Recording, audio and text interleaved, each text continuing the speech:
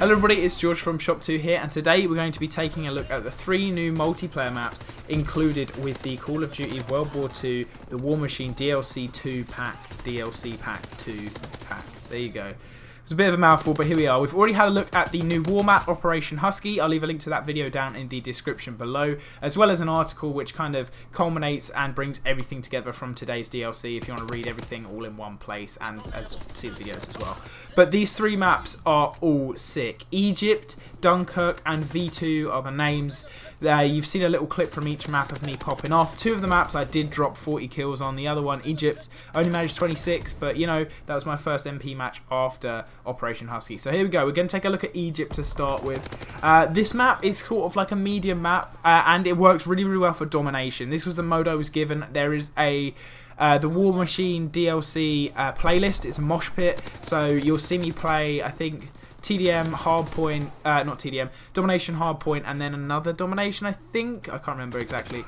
But yeah, so it was nice to play Hardpoint. I wouldn't have played that normally. But yeah, Domination works really well on this map. You've got B right in the middle here, and then A and C as you would expect at either end of the map. And there's several ways of getting onto B flag. As you can see, I keep dropping down onto that little like platform, which is just ahead of me now. That's a really good way of shooting down on B, and it's an unexpected route for them to cover. It's 4 ways. There's 4 ways into B. There's one on either side and one at each end. So it makes for capping B to be a really big play, and if you can get that cap off, it's really going to you know, benefit your team, because it'll be so hard for the other team to get that capture off instead. So yeah, it's a solid map overall for domination. I haven't played TDM or anything like that, but I don't see why it wouldn't work for that. I think Hardpoint would be interesting on the subject of Hardpoint. I imagine there'd be one in the main room, probably one at either end, but you know, we'll have to find out at a later date when I manage to get into that and play some Hardpoint on this map. But yeah, it's a really solid all-round map. I'd say it's medium to small sized, which is great, because that's the perfect map size in my opinion. Enough like distance so that you can still, I don't know, use a sniper maybe down the sides, definitely not in the middle. You can use the sniper there, you can use the SMG, which is what I ran around with for the whole time, and you can also AR pretty well in here as well. Shotguns and LMGs are obviously always viable if you run the right routes, but yeah, as you can see, there's another way onto B here, and that one on the opposite side. These are the 2 easier ways of killing on B, because you've got to run through quite a way if you're coming in from either end. But yeah, the central temple bit is a really intense play area, and it's a really cool like aesthetic and map design overall. I'm really impressed with what they've done here, because they've definitely made it's definitely in my top 5 favourite maps on this game straight away, easily, with Egypt. It's a great environment to play in, and it offers new things that the other maps already in the game and the ones in this DLC don't offer, like that really intense B section. I don't know where else you're going to find somewhere that's as crazy as that. It's going to be really chaotic for maps.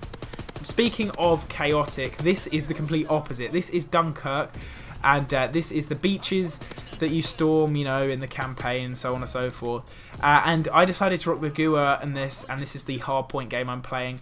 There's this really, like, this half of the map, it's kind of, if you imagine it vertically split in half down the middle, there's this left half of the map which is completely like open, and you can pretty much like straight shoot from one end of the map to the other, which makes these semi-auto rifles so effective, because they have very little recoil and you only need to land 3 or sometimes 4 bullets to get the kill. But yeah, this side of the map is very open, perfect for sniping LMGs, these ARs I was talking about. And then you've got the other side of the map, which is the complete opposite. It's all like built up, it's all intense, like little building warfare. You've got level 1, which is down on the ground, and then you've got the upper levels in the buildings where you can shoot out the windows, as you can see on my screen there, just over the other side.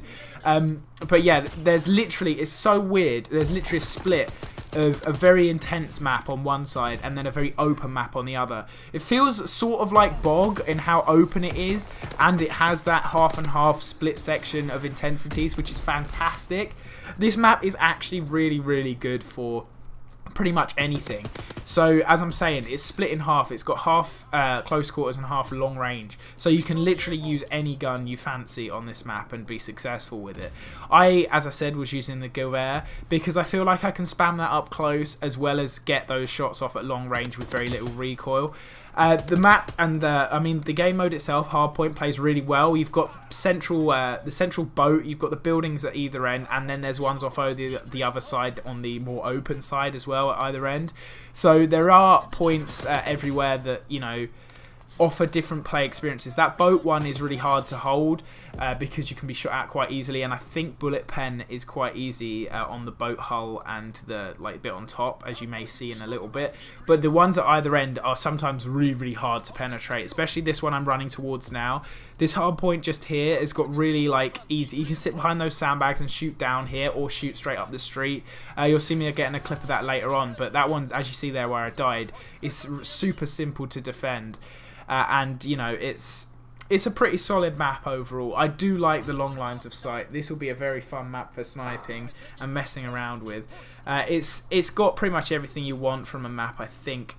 I can't think of anything it hasn't got. Maybe shotguns wouldn't be a viable choice on this map, just purely because of how open this left side is. If you've literally only got a shotgun, you've got nothing to do any damage with on that left hand side.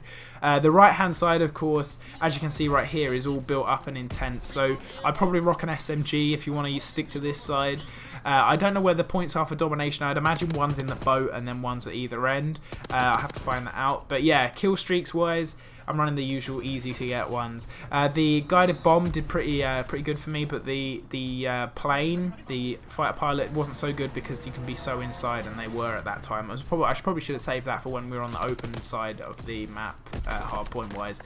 But yeah, overall Dunkirk is a very solid map. It's once again going straight into my top 5. This is a frigging great map, and I can't wait to play more of it and you know, use these single fire ARs that I don't get to use very often, because this map's perfect for them, and all the others, they don't seem to work. There's just not enough lines of sight. So there you go, 48 and 12 on hardpoint there on Dunkirk. Moving on to the final map, we've got V2, and this is an absolutely tiny, chaotic map. Look at this for a start. Straight off into B, literally, what, 3 or 4 seconds after finish capping an A, straight onto B, and there's 3 enemies in there. It's literally crazy. This map is non-stop action from start to finish, especially for domination. Not sure how to play on other modes. I imagine it would be just as intense, but there's literally no time to stop. You've got bits on either side which offer a little bit of respite, but the middle bit, in the middle tall bit where the rocket is, as you see there, actually has, the rocket will fire every now and then, which sort of, you know, it will fire down onto B. I think you're safe capping B, but it fires down onto a bit underneath at least, which I think actually it might fire down onto B. I can't remember right now. But that offers you a very strategic play. Like if you've just capped B, they're not going to be able to cap it whilst the fire's there. So that'll be a very key play to get some more points and stuff if you're trying to get that win in domination. But yeah, I rocked an SMG on this map. That was a nice kill there through the little wooden bit. I rocked an SMG on this map just purely because it was so close range, but I still wanted to be able to, you know, shoot off at those longer distances as well, which is why I didn't go for the shotgun. This was a very close contended match. We did actually end up losing. There was a guy on the other team that was like level 123, prestige 10 obviously, so he was doing bits and I was doing bits for my team, so it was a pretty close contested match, but they just kind of ran away with it towards the end. But yeah, as you can see, you've got 2 levels on B. You've got this bit up the top. Actually, you've got 3. You've got the bit up the top. The level that I'm on now, you can run in where B flag actually is. And then down below, as you can see me going in here, you can go down underneath the rocket silo as well. So you've got 3 levels on that flag, which makes for a super intense, once again, capping experience. It's sort of like Egypt in a way that there's so many ways of killing the people on B flag, but there's only 2 ways in unless you climb up underneath, and that's going to take time. I do believe you can actually shoot up through the middle bit where the rocket is, just not very well. As you can see there, the rocket does actually fire into the room where B is. I think you might be safe on the flag though, I'm not sure. I can't remember right now, but yeah, you can actually shoot up from the bottom level, but you know, sometimes it's crazy, as you saw just there. You'll be running around in this little middle bit where the rocket is, and you'll just bump into someone and you won't know they're there. You won't expect them to be there because it's so chaotic. People are just running everywhere on multiple levels. It's crazy. But yeah, this map is awesome. It's very small. I haven't played Shipment yet on this game, but I imagine it will be, you know, as intense as that, if not more intense, possibly, just purely because of that, you know, 3-tiered middle bit. You expect Shipment to be an absolute cluster truck, but this, you kind of you expect V2 or any other map that isn't Shipment to kind of play out a little bit smoother. But you know, it's pretty darn intense, and it makes for a very fun map. This is obviously a small, teeny tiny map. Wouldn't even say it's anywhere near medium size, to be honest. It's no shipment size, but it's definitely a very small map, and it's a very fun one. And that pretty much brings me to the end of V2. I'm just going to talk about the DLC pack as a whole now. I haven't played Zombies as of yet, so I can't comment on that. But multiplayer-wise, Operation Husky is a very, very fun war mode. They pushed the boat out and did some interesting things like the aerial combat, which works really well and brings something new to the game.